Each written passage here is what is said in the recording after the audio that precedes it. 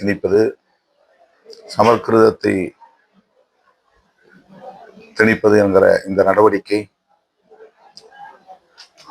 இந்தி பேசாத மாநிலங்களுக்கு தரப்படும் நெருக்கடியாகும்.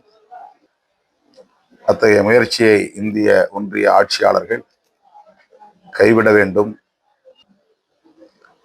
இந்த மதவாத அரசியலுக்கு, வெறுப்பு அரசியலுக்கு,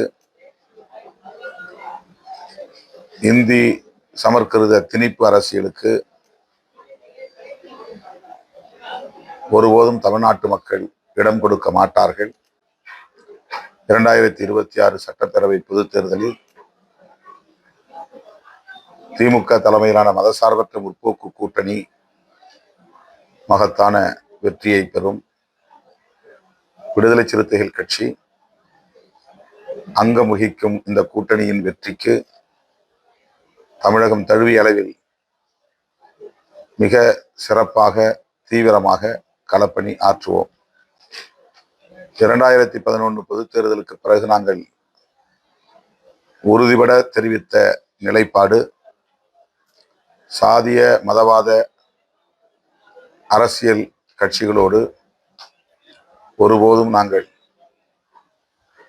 கூட்டணி வைத்துக் கொள்ள மாட்டோம், அந்த கட்சிகள் இடம்பெறும் கூட்டணியிலும் இருக்க மாட்டோம் என்று அறிவித்தோம்.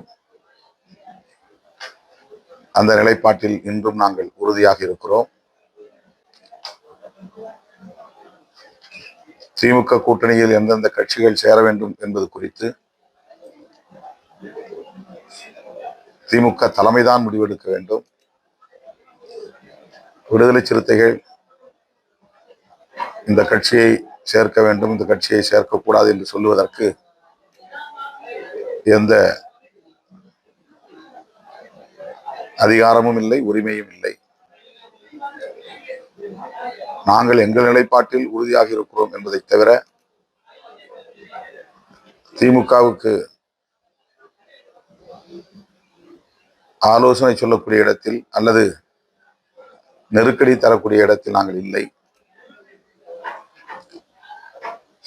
எந்த ஒரு கட்சியின் மீதும் தனிப்பட்ட வெறுப்பு எங்களுக்கு கிடையாது. கொள்கை சார்ந்து நாங்கள் எடுத்த முடிவில் உறுதியாக இருந்தால்தான் என்னுடைய தலைமையை ஏற்றுக்கொண்ட எங்கள் கட்சி தோழர்களும் என் மீது வைத்துள்ள நம்பகத்தன்மையை காப்பாற்ற முடியும். பொதுமக்களிடையேயும் விடுதலை சிறுத்தைகள் கட்சிக்குள்ள நம்பகத்தன்மையை காப்பாற்ற முடியும்.